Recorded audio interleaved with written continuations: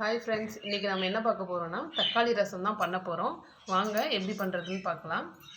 First நான் 1/2 kilo அளவுக்கு தக்காளி எடுத்திருக்கேன். இது வந்து 8 பேர் சாப்பிட்ற அளவுக்கு நான் செய்கிறேன். நீங்கள் உங்களுக்கு ஏற்ற மாதிரி மெஷர்மெண்ட்டை கூட குறைய பண்ணிக்கோங்க. இந்த தக்காளியில் வந்து இந்த மேலே இருக்கும்ல இந்த பகுதியை வந்து கட் பண்ணிவிட்டு இதை வந்து சுடு தண்ணியில் 1 மணி நேரம் ஊற வச்சுருக்கோம். இது வந்து நீங்கள் சுடு தண்ணியில் ஊற வைக்காமலும் பண்ணலாம். இருந்தாலும் கரைக்கும் போது உங்களுக்கு ஈஸியாக இருக்கும். தக்காளி சுடு தண்ணியில் 1 மணி நேரம் ஊறுச்சுன்னா அதுக்காக தான் இந்த மாதிரி மேலே இருக்கிறத எடுத்துகிட்டு சுடு தண்ணியில் போட்டு ஊற வச்சுருக்கோம். சின்ன லெமன் சைஸ் அளவுக்கு புளி எடுத்து ஊற வச்சுருக்கோம். இப்போ ரசத்துக்கு சேர்க்க போகிற இன்க்ரீடியன்ஸ்லாம் பார்த்துடலாம். 1.5 ஸ்பூன் மிளகு, 1.5 ஸ்பூன் சீரகம், 1 ஸ்பூன் அளவுக்கு வரமல்லி, 4 வத்தல், ஒரு கொத்து கருவேப்பிலை, ஒரு 15-20 பல் பூண்டு.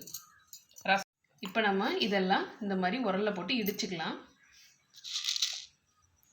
இப்போ எல்லாத்தையும் ஒவ்வொன்றா சேர்த்து இடிச்சிட்டு வந்துடலாம்.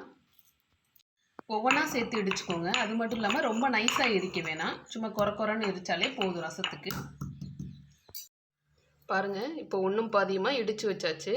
இப்போ நம்ம அடுத்து தக்காளியை கரைச்சி வச்சுருக்கோம். கையாலேயே நல்லா கரைச்சி வச்சுருங்க. அடுத்து நம்ம இடித்து வச்ச அந்த இன்க்ரீடியன்ஸை வந்து உள்ளே சேர்த்துடலாம். அதில் பாதியை மட்டும் போடுங்க, மிச்ச பாதி வந்து இருக்கட்டும். அது வந்து நம்ம தாளிக்கும் போது வதக்கி சேர்க்கணும். அதனால அதில் பாதியை மட்டும் வச்சுருங்க. மிச்ச பாதியை போட்டாச்சு தக்காளியோட. அடுத்து கரைச்சி வச்ச புளியை வடிகட்டி உள்ளே சேர்த்துக்கோங்க. இப்போ இது எல்லாத்தையும் நல்லா கரைச்சிக்கலாம். தேவையான அளவுக்கு தண்ணி சேர்த்துக்கோங்க. புளிப்பு இதெல்லாம் பார்த்துட்டு தண்ணி சேர்த்துக்கோங்க. அதோட உப்பும் சேர்த்துக்கோங்க. இப்போ நம்ம எண்ணெய் ஊற்றி காய வச்சாச்சு எண்ணெய். இப்போ ரசத்தை தாளிச்சிடலாம். 1/2 ஸ்பூன் அளவுக்கு வெந்தயம்,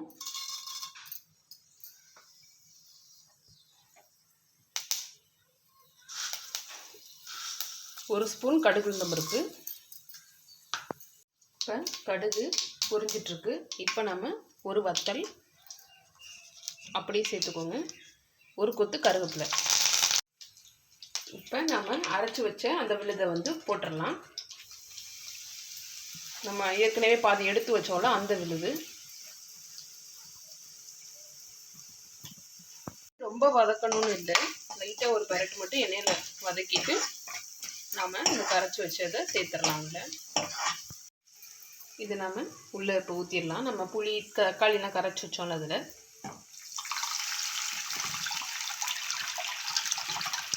இது நான் கரைக்கும் போதே உப்பு, மஞ்சள் தூள், அப்புறம் பெருங்காயம் இதெல்லாம் சேர்த்துருக்கேன். நான் சொல்ல மறந்துட்டேன். உப்பு மட்டும்தான் சொன்னேன்.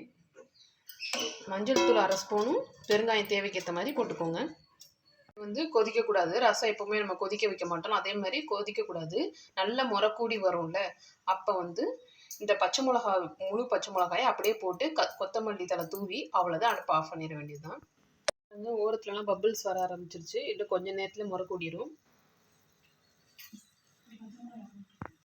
ஓரத்துலலாம் பபிள்ஸ் வர ஆரம்பிச்சிருச்சு. இன்னும் கொஞ்சம் நேரத்தில் முறைக்கூடிரும். இப்போ 2 பச்சை மிளகாயை நான் உடச்சி உள்ளே போட்டுக்கிறேன்.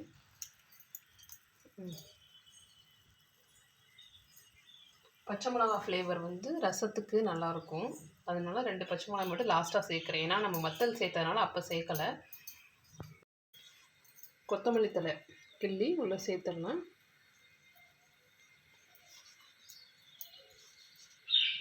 அடுப்பையும் ஆஃப் பண்ணிக்கலாம். கொதி வந்துடக்கூடாது ரசம், அதனால் அப்போ அடுப்பை ஆஃப் பண்ணிடுங்க. இப்போ தக்காளி ரசம் ரெடி ஆயிடுச்சு. இப்போ நம்ம இதை ஒரு பாத்திரத்தில் மாற்றிக்க போகிறோம்.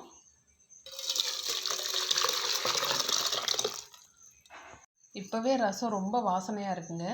ரொம்ப கமகமன்னு இருக்குது. இது மாதிரி நீங்களும் உங்கள் வீட்டில் செஞ்சு பாருங்கள்.